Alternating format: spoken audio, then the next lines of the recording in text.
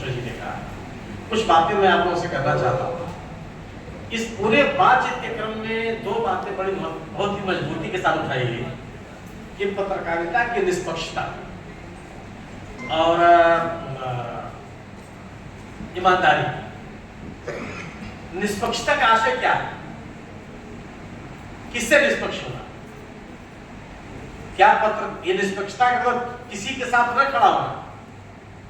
अगर आप पीड़ित के साथ नहीं खड़े हैं तो किस बात की पत्रकारिता कर रहे हैं? अगर आप आक्रांता के खिलाफ नहीं खड़े हैं तो कौन सी पत्रकारिता कर रहे हैं?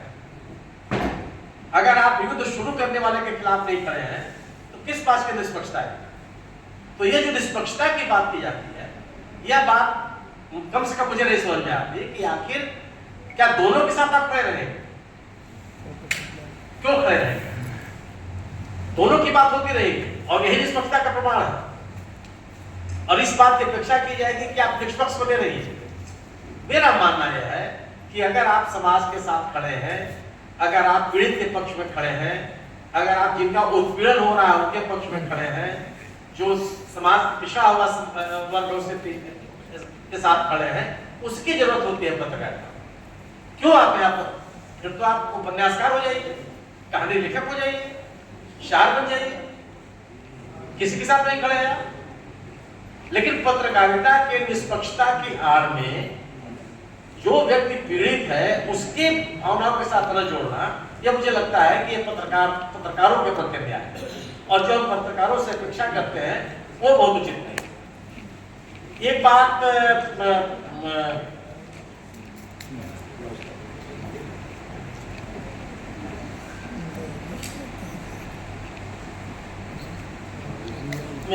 मुनेश्वर जी ने एक बात कही अपनी शुरुआत में, और उन्होंने महाभारत काल के एक घटनाक्रम का उल्लेख किया और उन्होंने कहा कि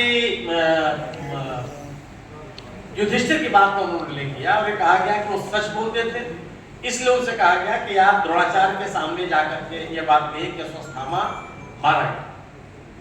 सवाल इस बात का है कि क्या इस पे बहस नहीं होनी चाहिए कि अश्वत्थामा से जो युधिष्ठिर से बात कहने के लिए कही गई वो यह कह के कहा जाता कि युद्ध समाप्त होना चाहिए।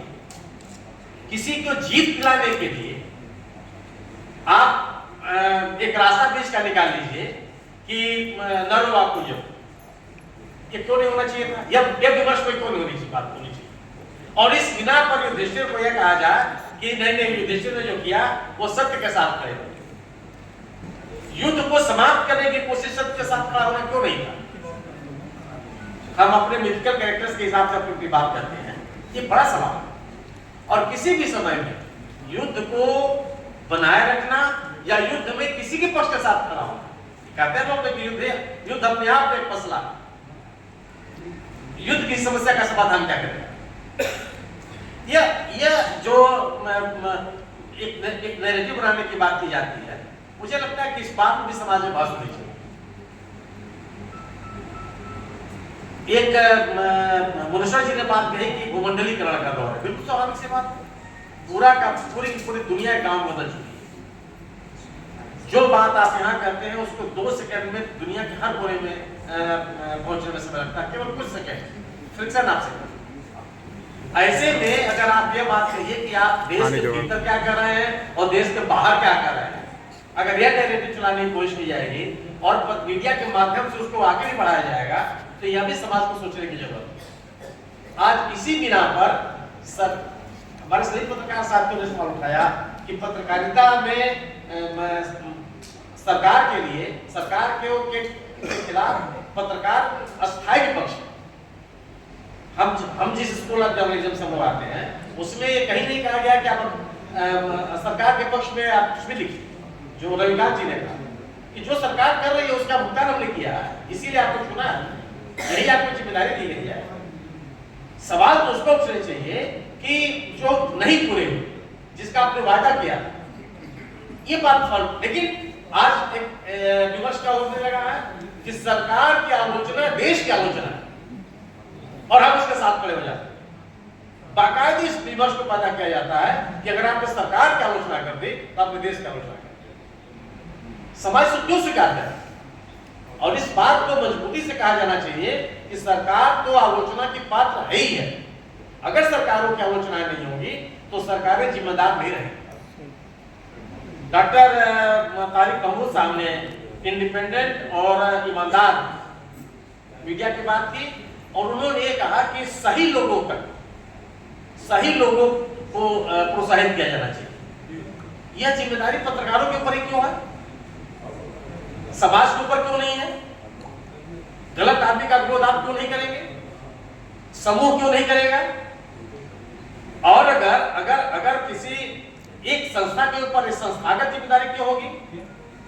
पूरे समाज से आह्वान क्यों नहीं किया जाएगा कि जो कोई भी गलत है उसके साथ हम नहीं खड़े होंगे? और अगर आप यह विमर्श नहीं बनाते तो अगर पत्रकार भी किसी गलत आदमी के साथ खड़ा होगा तो बेअसर होगा, क्योंकि स्वीकार तो समाज को करना है। यह क्या निरर्थक दिखाने पत्रकारों उसका कोई उद्देश्य नहीं है। अगर आप गलत लोगों के विरोध की जिम्मेदारी पत्रकारों को देना चाहते हैं तो समाज के भीतर भी ऐसे गलत लोगों का विरोध होना चाहिए और समाज में इस तरह का वातावरण बनना चाहिए।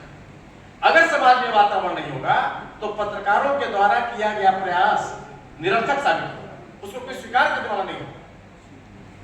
यह आवश्यक है कि जो बात पत्रकारिता के माध्यम से कही जा रही है उसको सुना जाए, उसको स्वीकार किया जाए, समाज के ऊपर उसका असर पड़े। और यह पृष्ठभूमि बनाने की जिम्मेदारी समाज के लार्ज है, सामूहिक जिम्मेदारी सबकी है, किसी एक की नहीं हो सकती। इम्तियाज गाजी साहब नहीं, उन्होंने निष्पक्ष पत्रकारिता की बात की, बहुत सौभाग्य से बात, फिर मैंने वही सवाल उठाया कि निष्पक्षता का सवाल बड़ा टेढ़ा सा सवाल। मेरा अपना मानना यह है कि मजलूम के साथ खड़ा होना पत्रकार की जिम्मेदारी। मेरा अपना मानना यह है कि जो व्यक्ति जिसके साथ अन्याय हो रहा है उसके साथ खड़ा होना पत्रकारिता है, और अन्याय का शिकार व्यक्ति के साथ पत्रकारिता निष्पक्षता का हनन नहीं है। उस जिम्मेदारी का निर्माण है जो किसी पत्रकार से की जाती है। ये हमारे डॉक्टर साहब ने, अब्बास साहब ने आंदोलन में, आजादी के आंदोलन में पत्रकारिता के बड़े भूमिका का उन्होंने उल्लेख किया और उन्होंने कहा कि समाज का आईना है, इसे हमेशा साफ रखना चाहिए पत्रकारिता को। लेकिन सवाल इस बात का यह है कि उन्होंने एक बात कही कि समाज में हक परस्ती कम होती जा रही है। कम क्यों होती जा रही है? क्या इसके लिए पत्रकारिता जिम्मेदार है, या इसके लिए वो लोग जिम्मेदार नहीं है जो समाज में है? इसके लिए वो जिम्मेदार नहीं है जो समाज का बौद्धिक वर्ग कहलाता है? एक शब्द चलता है सिविल सोसाइटी में, यह भूमिका का निर्वाह कौन करेगा? और आप आगे क्यों नहीं आए? भगत सिंह पैदा तो हो लेकिन पड़ोस में, इस प्रवृत्ति से कैसे मुक्त होंगे आप?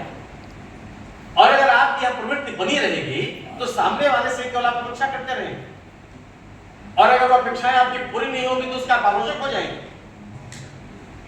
मित्रों, ये चलेगा नहीं।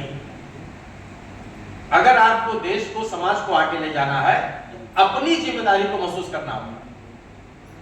और अगर आप अपनी जिम्मेदारियों का महसूस नहीं करते तो जिस व्यक्ति से जिस उसके दायित्व निर्वहन की आप अपेक्षा करते हैं आप निराश हो, हमेशा निराश हो, क्योंकि सामने वाले की जिम्मेदारियों की व्याख्या आप अपने हितों के अनुकूल करें, जो समाज के हित में नहीं, जो देश के हित में नहीं। शिवाशंकर पांडे जी ने बड़ी महत्वपूर्ण बातें उन्होंने कही और उन्होंने एक सवाल उठाया कि पत्रकारिता के पेशे की अपनी मजबूरियां हैं। मित्र, किस पेशे की मजबूरी नहीं है? डॉक्टर साहब बैठे हुए हैं, वो उनके पेशे की मजबूरी नहीं है?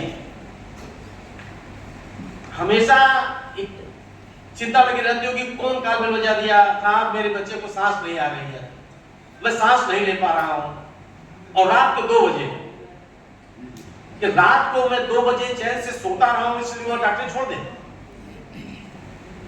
एक हमारे बहुत, आप सभी लोग जानते होंगे, शहर के बड़े मशहूर डॉक्टर थे, दिवंगत है वो, डॉक्टर बजाज, ए के बजाज साहब, स्किन के डॉक्टर थे वो। जी।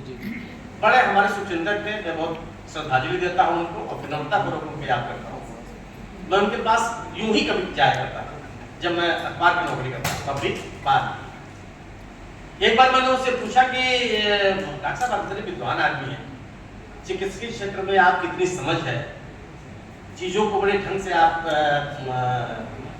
एनालाइज भी करते हैं, तो इससे मैं डर्मेटोलॉजी में क्यों चले आया? आपको न्यूरोसर्जन होना चाहिए था, आपको हार्ट स्पेशलिस्ट होना चाहिए था, आपको कोई बड़ा फिजिशियन होना चाहिए था, आपको कोई ऑर्थोपेडिक सर्जन होना चाहिए था। उन्होंने जवाब दिया कि जो इमरजेंसी आती है उससे मैं बहुत घबराता हूँ, क्योंकि मैं नहीं चाहता हूँ कि रात को कोई आकर के हमको जगाए, किसी समय कोई चला। उन्होंने बहुत ही ईमानदारी से इस बात को स्वीकार किया। ठीक है, एक डॉक्टर जो बहुत विद्वान है, उसकी काबिलियत तो किसी को संदेह नहीं होना चाहिए अगर आप सभी उनको जानते हो, उस आदमी ने खुले मन से स्वीकार किया कि चूंकि मैं इन सुविधाओं का सामना नहीं करना चाहता था, इसलिए मैं इस महत्वपूर्ण क्षेत्रों में नहीं गया, मैं डर्मेटोलॉजी में चला गया। क्या मेरे यहाँ आदमी 10 साल तक आता है, खिलाता रहता है, बैठा रहता है, उसको चिंता नहीं रहती, बैठा हुआ है, खुजली में उसको आदत भी आ रहा है, एक दवा कल, दूसरी दवा परसों, एक महीने के बाद कुछ, वो चल रहा है उसको। हालांकि बहुत ही जिम्मेदार डॉक्टर है, मैं आप सभी जानते हैं, लेकिन उनकी ये जिन्होंने बड़े स्वाभाविक तरीके से बात की। तो ठीक है, अगर आपको लगता है कि साहब हम पत्रकारिता के पेशे की जिम्मेदारियां हैं, आप समय से उठ नहीं सकते हैं, जाग नहीं सकते हैं, मत जाइए। किसने आपको आमंत्रित किया कि आप पत्रकारिता के पेशे में?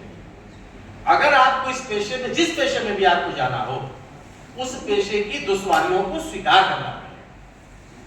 अगर आप उस पेशे की दुश्वारियों को स्वीकार नहीं कर सकते हैं, उस पेशे में जाने की जरूरत नहीं है। उन दुश्वारियों को उस पेशेगत मजबूरी मत बताइए, उन दुश्वारियों को उस पेशे की कमियां मत बताइए।